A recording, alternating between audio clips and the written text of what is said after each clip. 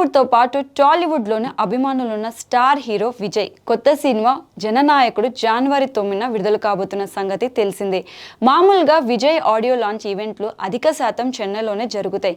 కానీ ఈసారి దానికి భిన్నంగా డిసెంబర్ 27 మలేషియాలో చేయాలని నిర్ణయించుకోవడం సినీ రాజకీయ వర్గాలలో హాట్ టాపిక్గా మారింది. పొలిటికల్గా బిజీ అవుతున్నారు కాబట్టి ఇదే తన చివరి మూవీగా ప్రకటించుకున్న విజయ్ మీద నిర్మాతలు డిస్ట్రిబ్యూటర్లు భారీ పెట్టుబడి పెట్టారు. దీని వెనుక మాస్టర్ ప్లాన్ ఉందని చెప్పాలి. అదేందో చూద్దాం. కొన్ని నెలల క్రితం క్యాంపెయిన్లో భాగంగా విజయ్ కరూర్లో ఒక భారీ బహిరంగ సభ నిర్వహించినప్పుడు జరిగిన తొక్కిస్లాట్లో పదుల సంఖ్యలో ప్రజలు ప్రాణాలు కోల్పోయారు. అప్పటి నుంచి పబ్లిక్ ఈవెంట్స్కి అనుమతులు తెచ్చుకోవడం విజయ్కు సవాల్గా మారింది. అందులోనూ అధికార పార్టీ డిఎంకే తనను పలు రకాలుగా ఇబ్బంది పెడుతుంది.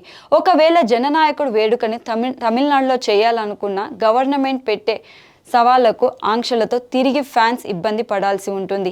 ఈవెంట్ ఏ మాత్రం ఫెయిల్ అయినా అపశృతి జరిగినా దానివల్ల కలిగే నష్టం పెద్దగా ఉంటుంది. అందుకే విజయ్ మలేషియాలోని అతిపెద్ద స్టేడియంని బుక్ చేసుకుని అక్కడ జననాయకుడు ఈవెంట్ చేయబోతున్నారు. ఇందులో చాలా విశేషాలు ఉండబోతున్నాయి.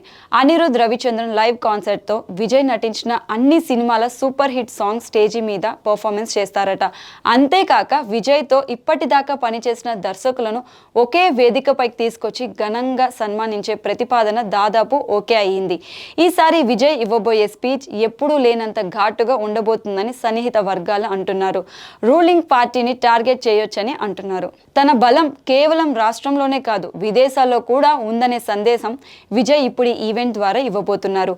మరో విషయం ఏంటంటే ఈ సినిమా మన భగవత్ కేసరి రీమేక్ ప్రచారం ఎప్పటి నుంచో ఉంది. దాన్ని మరింత బలపరుస్తూ ఇటీవలే వచ్చిన లిరికల్ సాంగ్ విజయ్, పూజా హెగ్డే, మమితా బైజు డాన్స్లు ఉన్నాయి. కాకపోతే మెయిన్ పాయింట్ మాత్రమే తీసుకుని దర్శకుడు హెచ్ వినోద్ తమిళ నేటివిటీకి అనుగుణంగా చాలా మార్పులు చేశారట. ట్విస్ట్ ఏంటంటే జననాయకుడు తమిళంతో పాటు తెలుగులోను సమాంతరంగా విడుదల కాబోతోంది. రీమేక్ పుకారు ఎంత ఉన్నప్పటికీ తెలుగు హక్కుల డిమాండ్ మాత్రం ఎక్కువగానే ఉందట.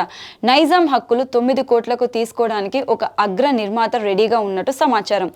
ఎప్పటిలాగా కాకుండా జననాయకుడికి సంక్రాంతి పోటీగా చాలా తీవ్రంగా ఉంది.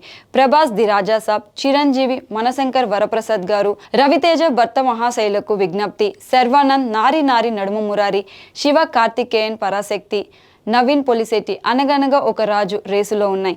తమిళంలో ఏమో గానీ తెలుగులో కాంపిటీషన్ని తట్టుకొని నిలవడం మాత్రం విజయ్కు అంత సులభంగా ఉండదు.